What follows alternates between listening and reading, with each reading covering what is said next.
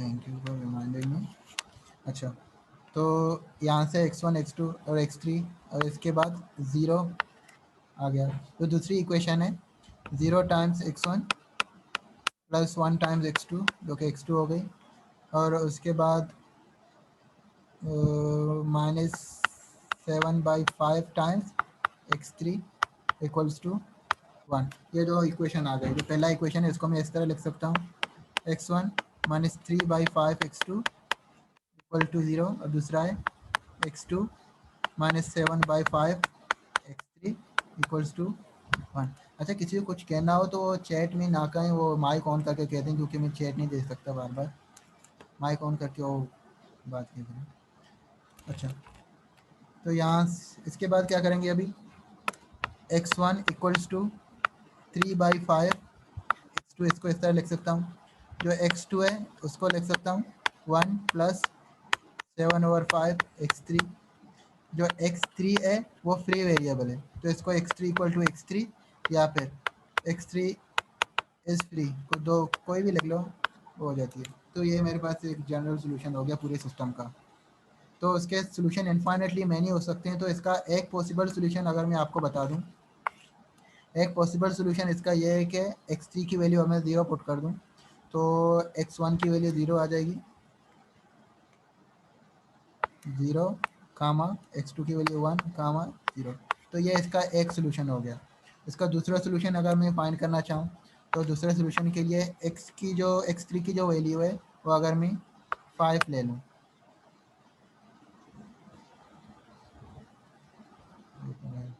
मैंने कुछ सही है, x3 की वैल्यू 5 ले लूँ, तो जो x2 की वैल्यू है वो हो जाएगी 8, और जो x1 की वैल्यू है हो जाएगी 3। तो दो सोल्यूशन ये मैंने लिख लिया, और इस तरह इनफाइनेटली मैनी सोल्यूशन इसके हो सकते हैं। तो ये क्वेश्चन समझ में आ गया, ये पहला और प्रॉब्लम।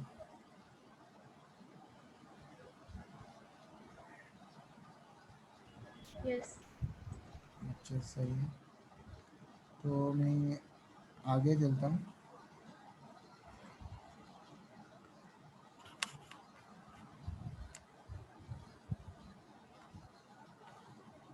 अच्छा, ये जो दूसरा दूसरा क्वेश्चन है, दूसरे क्वेश्चन में मैंने, अच्छा दूसरा क्वेश्चन ये सिमिलर है, तो इससे मैं बेहतर तीसरा वाला कर लेता हूँ। तीसरा वाला ज़्यादा इंटरेस्टिंग है।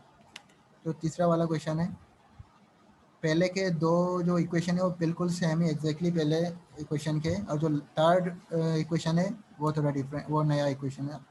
तो मैं ये लिख लेता हूँ,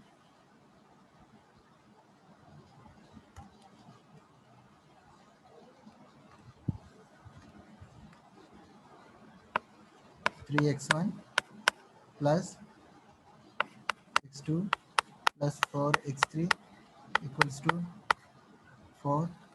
और जो दूसरी इक्वेशन थी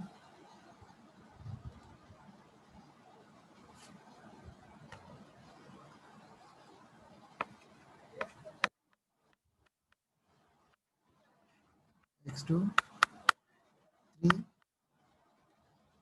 x3 इक्वल्स टू 1, और जो लास्ट इक्वेशन थी 5x1 प्लस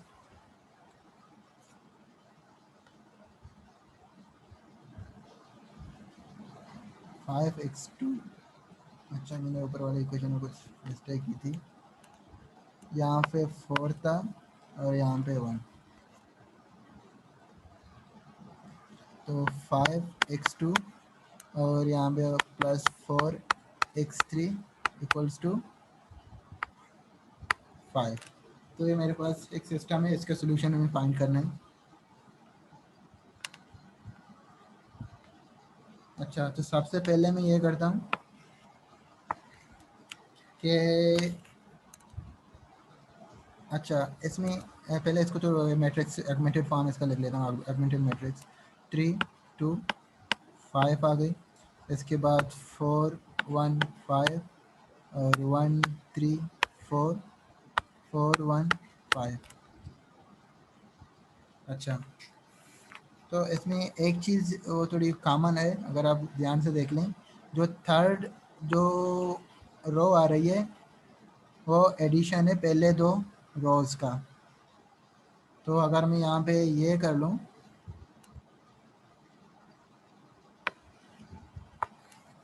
यहाँ पे मैं ये कर लूँ कि 3 4 1 4 2 1 3 1 R3 में से मैं माइनस कर दूँ R1, तो यहाँ पे आ जाएगा 2 1 3 1। और दूसरा ऑपरेशन में अगर ये करूँ,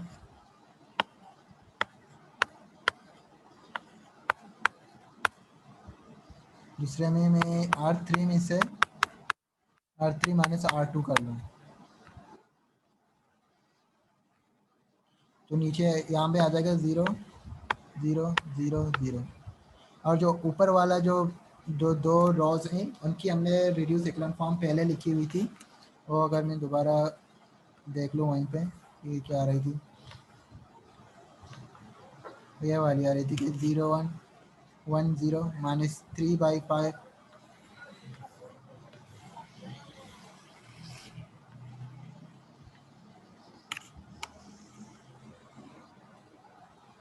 1 0 माइनस 3/5, और यहाँ पे था 0, और यहाँ पे 0 1 माइनस 7/5, और कांस्टेंट टर्म थी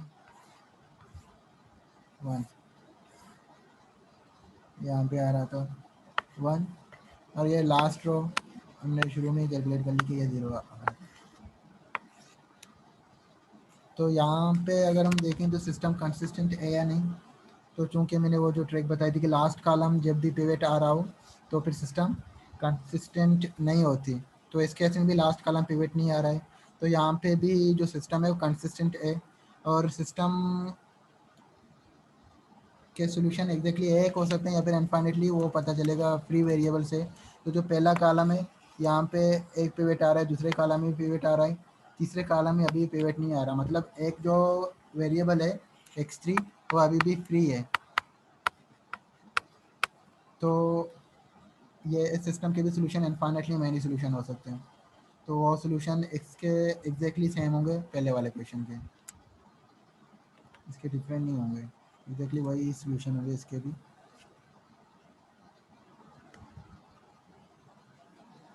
अच्छा, एक और कर लेते हैं। अच्छा, इसी में थोड़ी अगर हम चेंजेस कर लें। अच्छा, आप जो लोग यहाँ पे आप सारे अपने माइक ऑन कर सकते हैं ताकि इंटरेक्ट हो सके ना थोड़ा बहुत।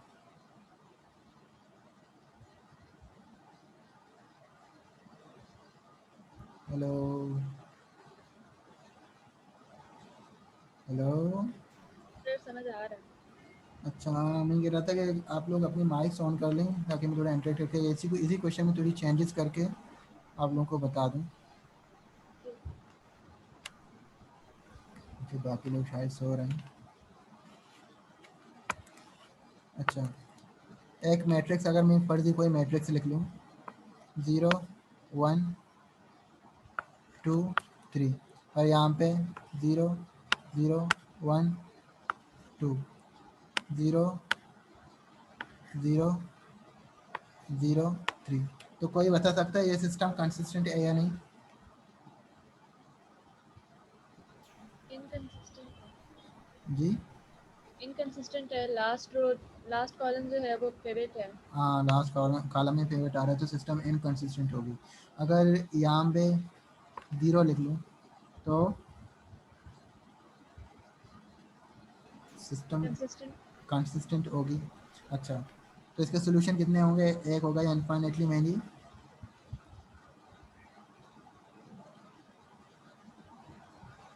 फ्री वेरिएबल से चेक करेंगे, राइट? फ्री वेरिएबल से चेक करेंगे, सही है। तो इसके बेसिक वेरिएबल बता सकते हैं कौन सी होंगी? x2 and x3। x2 x3, हाँ सही है। और इसके जो फ्री वेरिएबल है, नहीं, हाँ फ्री वेरिएबल कौन सी होगी? x1। x1 क्यों फ्री वेरिएबल है? क्योंकि x1 में कोई पिवट नहीं आ रहा है। अच्छा, इवन दो x1 पूरा कॉलम 0 है तो फिर भी वो फ्री वेरिएबल होगा। फ्री वेरिएबल होगा क्योंकि इसमें कोई पिवट है ही नहीं है। तो इस मैट्रिक्स के सोल्यूशन भी इनफाइनेटली मैनी होंगे, वो इसी x1 की वजह से होंगे क्योंकि x1 की वैल्यू वेरी वेरी करेंगे। आप कोई भी वैल्यू x1 को दे सकते हैं, उसके कोरस्पॉन्डिंग x2 और x3 की वैल्यू आ जाएंगे। अच्छा, तो एक किसी क्वेश्चन है मुझे आके किसी एक स्टूडेंट ने मुझे क्वेश्चन पूछा था आज, कुछ इस टाइप का क्वेश्चन था, अगर मैं मुझे एग्जैक्टली याद नहीं आ रहा है मैं लिख लेता हूँ।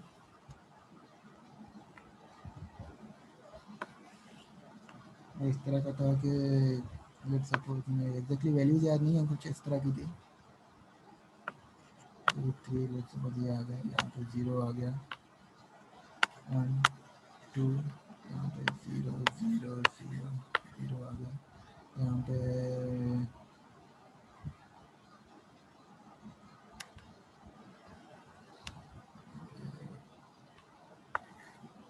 0 2।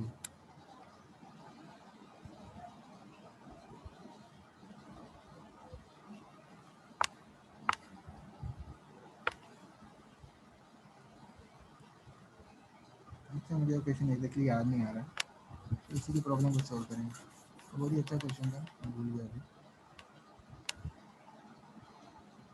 तो आगे के कुछ क्वेश्चन देखते हैं।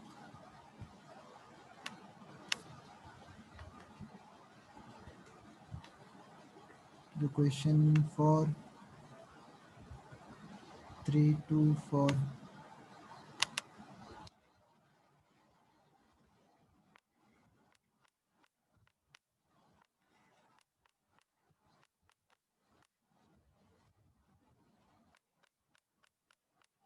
X2 equals to 1, और जो लास्ट इक्वेशन थी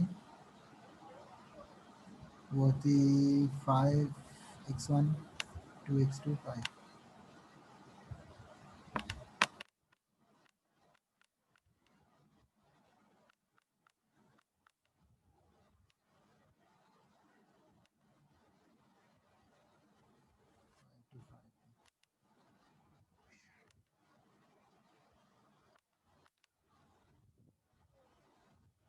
अच्छा, तो इस प्रॉब्लम को पहले आर्गुमेंटेड फॉर्म में लिखते हैं।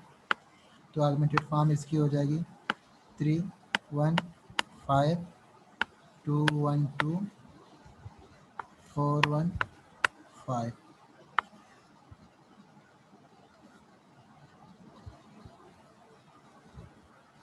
ये मैट्रिक्स आ गई।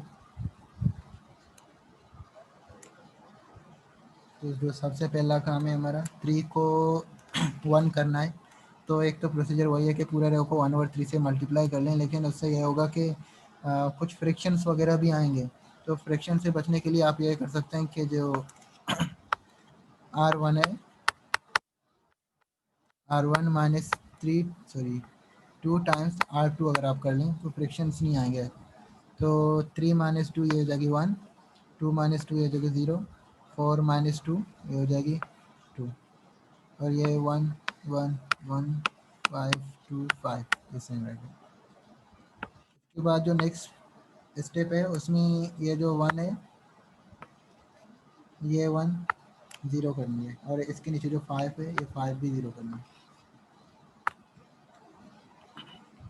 तो इसके लिए आप, अच्छा पहला तो चेंज नहीं होगा, पहला अगर पहले लिख लिया, जो R2 है उसमें से R1 माइनस करेंगे, और जो R3 है R3 में से 5 टाइम्स R1 माइनस करेंगे। तो यहाँ पे आ जाएगा 0, यहाँ पे आ जाएगी 1, यहाँ पे आ जाएगा -1, और यहाँ पे 5 माइनस 5 हो जाएगी 0, और 2 माइनस 0 हो जाएगी 2, 5 माइनस 10 हो जाएगी -5।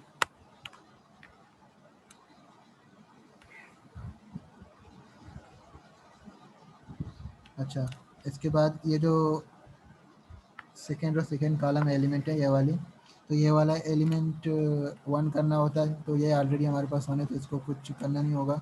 इसके नीचे जो 2 है वो अभी 0 करनी है। तो 1 0 2 0 1 -1 0। अच्छा, हम ऑपरेशन क्या कर रहे हैं, R3 equals to R3 -2 times R2। तो यहाँ पे आ जाएगा 0 और यहाँ पे -5 टाइम्स +2 ये हो जाएगी -3। तो ये आ गया।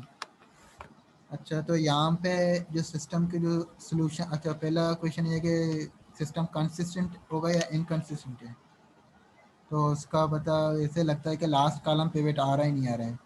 तो हमारे इस केस में जो लास्ट कॉलम है वो पिवट आ रहा है, क्योंकि थर्ड जो रो है, थर्ड रो का लीडिंग नॉन जीरो नंबर आ रहा है कोई, ये आ रहा है जो कि लास्ट कॉलम में है। तो लास्ट कॉलम पिवट बन रहा है, तो इसके जो सोल्यूशन होंगे वो पॉसिबल नहीं है।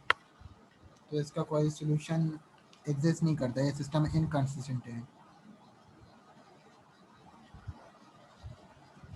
ये समझ में आ रहा है ना सबको? किसी को नहीं आ रहा है तो वो बीच में पूछ ले।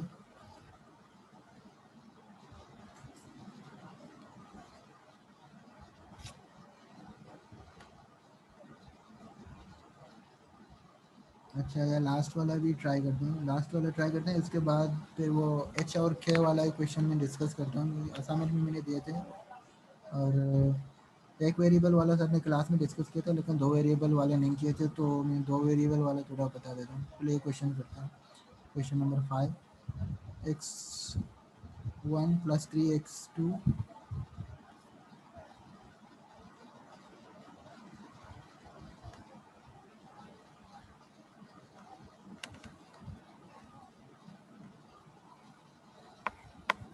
x1 + 2x2 = 1। और जो नेक्स्ट इक्वेशन थी 2x1 प्लस, अच्छा यहाँ में मेरे ख्याल में 3 थी, 6x2 = 2। और थर्ड पे था 3x1 प्लस 9x2 = 3। कर लो, मैं तो सही है। अच्छा, जो पहला जो हमारा काम है वही, इसको इसका आगमेंटेड फॉर्म पहले हमें लिखना पड़ेगा। इसकी जो आगमेंटेड फॉर्म होती है 1 3 1 2 6 2 3 9 3। इसके बाद जो प्रोसीजर है, जो पहला एलिमेंट है वो ऑलरेडी 1 है, तो उसको हमें छेड़ना नहीं पड़ेगा। जो दूसरा, इसके नीचे जो 2 और 3 हैं वो हमें ज़ीरोज़ करने हैं। अच्छा, तो इसमें ऑपरेशन में ये कर सकता हूँ कि जो, अच्छा पहला तो चेंज नहीं होगा, ये पहले लिख लो। R2 जो है, R2 में से मैं माइनस करूँगा 2 टाइम्स R1, और जो R3 है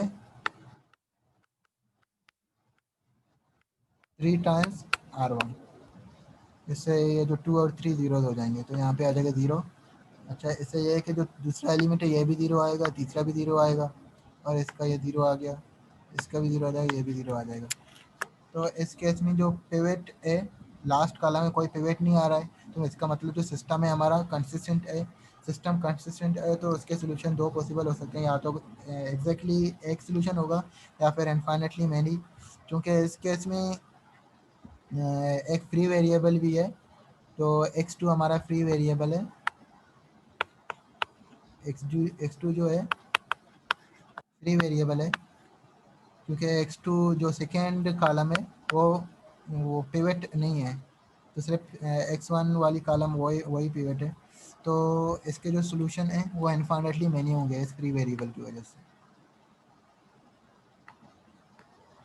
अच्छा, अगर मैं इसका सोल्यूशन लिख लूँ तो x1 + 3x2 = 1, और जो x2 = x2 जो कि फ्री है, और x3 = x3। इसको इस तरह भी लिख सकते हो, x2 इज फ्री वर्डिंग में इस तरह भी लिख सकते हो, और उस तरह नोटेशन दोनों में लिख सकते हो। तो यहाँ से x1 = 1 - 3 टाइम x2। तो ये बेसिकली इसका सोल्यूशन हो गया।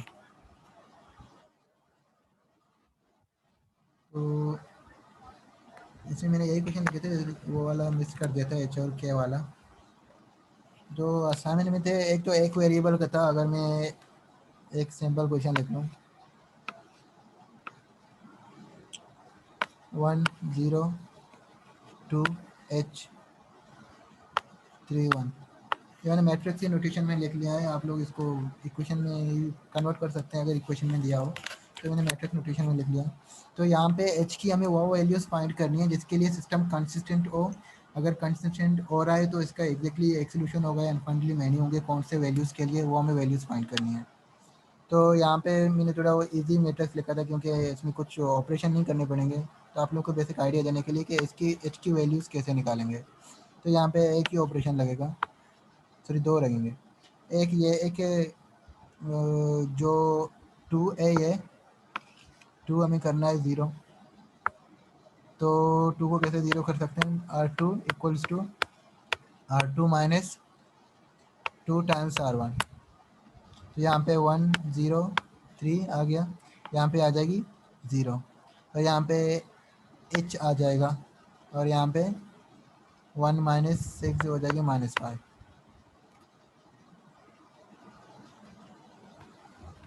इसके बाद वाला जो स्टेप होता है उसमें हमें यह करना होता है कि ये जो h वाली जो वैल्यू है यहाँ पे क्या आनी चाहिए, 1 आना चाहिए। तो इसको 1 कैसे कर सकते हैं, 103। इसके लिए जो R2 है, R2 को 1 और h से मल्टीप्लाई करते हैं, लेकिन यहाँ पे कंडीशन हम क्या देंगे कि h is not equal to 0। अगर 0 हो तो क्या होगा, डिफाइन ही नहीं होगा ना, 0 से डिवाइड ही नहीं कर सकते, तो h की वैल्यू 0 नहीं हो सकती। h की वैल्यू 0 नहीं हो सकती, हम सपोज करें h की वैल्यू 0 नहीं है, तो यहाँ पे 0 आ जाएगा, यहाँ पे 1 आ जाएगा, यहाँ पे -5 और h आ जाएगा। तो यहाँ पे अगर आप देखें कि जो लास्ट कॉलम है वो पिवट नहीं आ रहा है, लास्ट कॉलम पिवट नहीं आ रहा है, तो सिस्टम जो है हमारा कंसिस्टेंट हो रहा है। तो कंसिस्टेंट हो रहा है और इसकी जो वैल्यूज़ होंगी वो यूनिक वैल्यूज़ होंगी। वो क्यों यूनिक होंगी, क्योंकि इस सिस्टम में कोई फ्री वेरिएबल नहीं आ रहा है। जो दो वेरिएबल है x1 और x2, दोनों में एक एक, दोनों कॉलम में एक एक पिवट आ रही है, तो सिस्टम जो है हमारा कंसिस्टेंट है और इसका सोल्यूशन है एक ही होगा। अच्छा, तो यहाँ पे मैंने एक अजम्पशन लेके चला था, तो उस हिसाब से h की सारी वैल्यूज़, अच्छा अगर मैं यहाँ पे वर्डिंग में लिख लूँ, system as exactly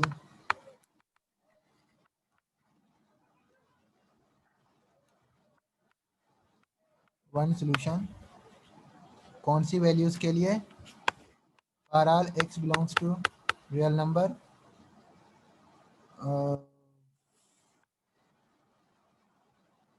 real number, उसमें से मैं 0 माइनस कर दूँ, सारी h की वैल्यूज़ में से मैं 0 माइनस कर दूँ तो सिस्टम कंसिस्टेंट रहेगा। अच्छा, अगर मैं दूसरा केस लेके चलूँ, h की वैल्यू को 0 कंसिडर करूँ तो फिर क्या होगा,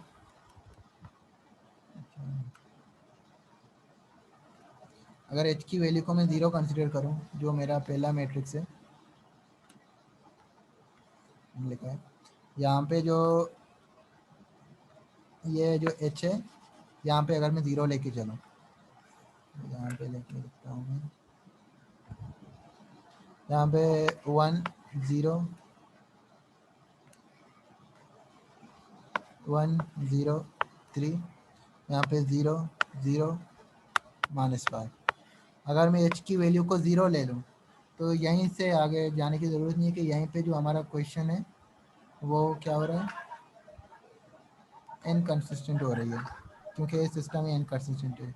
तो h की वैल्यू अगर 0 हो जाए तो सिस्टम इनकंसिस्टेंट होगा, और h की वैल्यू 0 ना हो सिस्टम कंसिस्टेंट होगा, लेकिन इसके जो सोल्यूशन होंगे वो एग्जैक्टली एक ही सोल्यूशन होगा। सही है। अच्छा, ऐसा भी हो सकता है कभी कभी x की एक वैल्यू के लिए इनफाइनेटली मैनी सोल्यूशन भी हो सकती हैं, तो इस केस में तो नहीं आ रहा था। तो बाद अगर इसी क्वेश्चन में मैं एक कुछ चेंजेस कर दूं, जो मैंने यहाँ पे जो इक्वेशन लिखी है एक कोने में, मैट्रिक्स जो लिखी है, इसी मैट्रिक्स को अगर मैं इसमें थोड़ी चेंजेस कर दूं तो एच की कुछ वैल्यूज़ के लिए इनफाइनेटली मैनी भी हो सकता है। अगर मैं यहाँ पे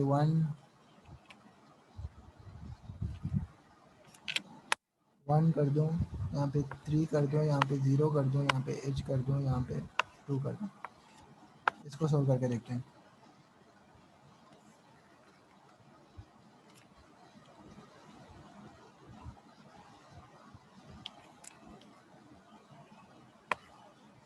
1 1 3। अच्छा 2 को हमें 0 करना है, तो R2 equal to R2 minus 2 times R1, तो यहाँ पे आ जाएगी 0, यहाँ पे H माइनस 2 आ जाएगा, और यहाँ पे माइनस 6 आ जाएगी। अच्छा तो इस केस में भी वो नहीं हो सकती, अगर इसके लिए मुझे यही करना पड़ेगा, यहाँ पे 3 लानी पड़ेगी, यहाँ पे 3 कर दूँ तो यहाँ पे ये वाली टर्म 0 हो जाएगी।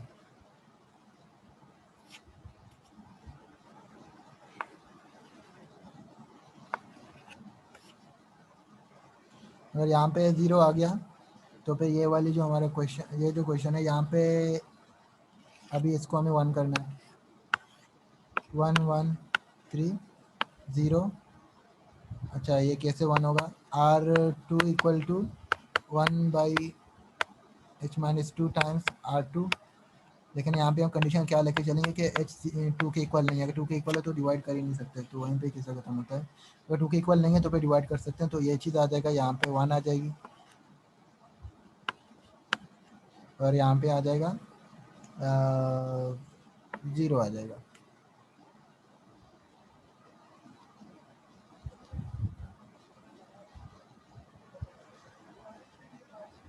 अच्छा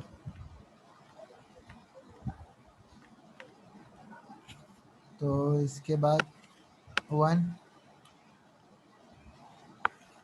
R1 जो है, R1 में से R2 माइनस करेंगे, यहाँ पे आ जाएगा 0, यहाँ पे आ जाएगी 3, यहाँ पे आ जाएगा 0 1 0।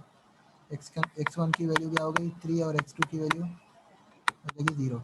अच्छा तो सिस्टम अगर h की वैल्यू 2 के इक्वल ना हो तो फिर सिस्टम के यूनिक सोल्यूशन हो गए, वो सोल्यूशन ये वाले हैं, और x की वैल्यू अगर 2 के इक्वल हो जाए तो ये दोनों केसेस लेके चले पड़ेंगे। अगर h की वैल्यू शुरू से ही वो 2 के इक्वल हो जाए तो यहाँ पे जो है मैट्रिक्स ये वाली बन जाती है, 1 1 3 0 0 0 आ जाती है। तो ये जो सिस्टम है ये सिस्टम कंसिस्टेंट है, और इसके सोल्यूशन जो हैं वो इन्फाइनेटली मेनी होंगे, क्योंकि यहाँ पे जो x2 वेरिएबल है वो फ्री हो जाएगा, तो इसके इन्फाइनेटली मेनी सोल्यूशन होगा। सही है।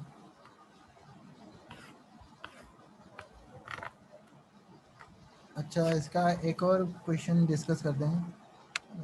एक और मैं एक रफली एक क्वेश्चन लिख लेता हूँ जिसमें 2 वेरिएबल आ रहे हों। तो मैं एक जनरल लिख लेता हूँ कि एक सिस्टम था जिसमें से मैंने आर्गुमेंटेड मैट्रिक्स बना ली, वो इस तरह कुछ आ रही है 1 2, यहाँ पे आ रही है लेट्स सपोज h, और यहाँ पे 1 0 लेट्स सपोज, अच्छा यहाँ पे लेट्स सपोज यहाँ पे k आ रही है। एच और के की वो वैल्यूज़ फाइंड करनी है जिसके लिए सिस्टम के सोल्यूशन 9 सोल्यूशन हो सकते हैं, या फिर इनफाइनेटली मैनी होंगे, या फिर एग्जैक्टली एक ही सोल्यूशन होगा। तो इसके लिए पहले जो पहला जो हमारा प्रोसेस स्टेप है जिसमें S1 को 0 करना होता है, ये ऑलरेडी 1 है तो उसको करने की ज़रूरत नहीं है। तो दूसरा नीचे जो 1 है वो हमें 0 करनी है, तो यहाँ पे जो R2 है, R2 में से R1 माइनस कर दें तो 1 2 H आ गया, और यहाँ पे आ जाएगी 0, और यहाँ पे आ जाएगा -2, यहाँ पे H माइनस के। अच्छा आप यहाँ पे देखें, अच्छा इसका अगर एक स्टेप और मैं लेके चलूँ, अच्छा अगर मैं सोल्यूशन फाइंड नहीं करने, सिर्फ ये बताना है कंसिस्टेंसी और H की वैल्यूज़ के लिए कंसिस्टेंट और इनकंसिस्टेंट कब होगा, इनफाइनली मैनी सोल्यूशन कब होंगे, क्या होगा, तो ये मैं यहीं से एक्लोन फॉर्म से ही रिड्यूस वो एग्जीक्यूट कर सकता हूँ, वो फाइंड कर सकता हूँ। तो इसके लिए ये है कि जो पहला कॉलम है इसमें पिवट आ रहा है, इसमें पिवट आ रहा है, मतलब जो सिस्टम है हमारा कंसिस्टेंट होगा, क्योंकि लास्ट कॉलम पिवट नहीं आ रहा है। और कंसिस्टेंट अगर इसके सोल्यूशन भी यूनिक होंगे, क्यों होंगे, क्योंकि हर एक कॉलम में एक एक पिवट आ रहा है, कोई फ्री वेरिएबल आ ही नहीं रहा है। तो फॉर ऑल वैल्यूज ऑफ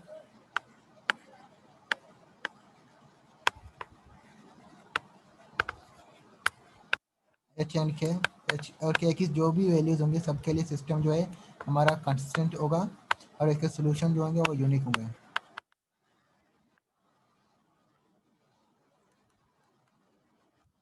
अच्छा अगर लेट सपोज ये क्वेश्चन हमारा आगे चल के ये आ जाता 2h0 0 h - k, let suppose मैंने ऐसी कोई क्वेश्चन दी होती कि रिजल्ट हमारे पास ये आ रहा होता, तो इस केस में जो हमारा जो इसके सोल्यूशन होंगे वो इनफाइनाइटली मैनी भी हो सकते हैं और इनकन्सिस्टेंट भी हो सकती हैं।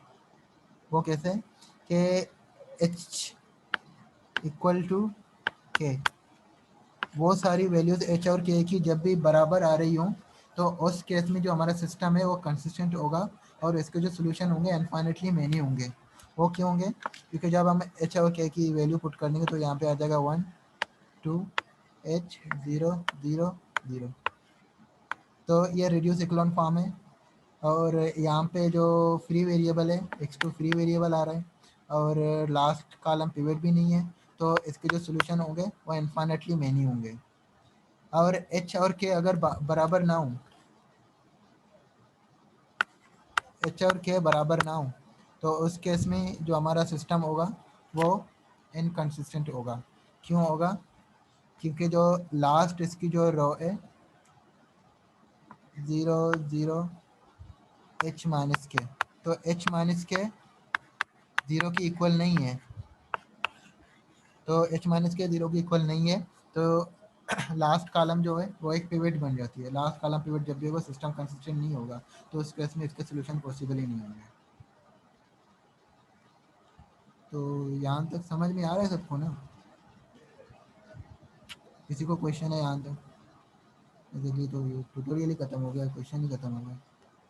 इतना वो लेंथी नहीं था क्योंकि अभी तक इतना वो डिस्कस ही नहीं होता, यही टॉपिक सिर्फ थे।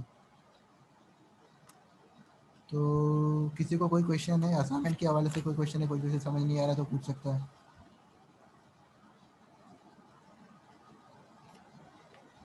हेलो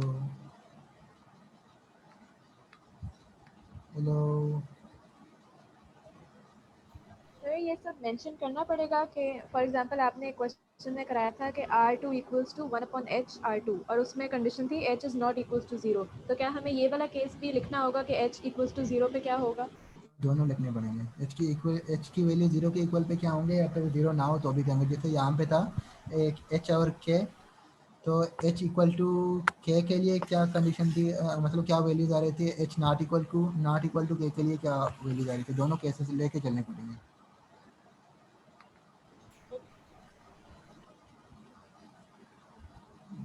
और कोई क्वेश्चन है किसी का?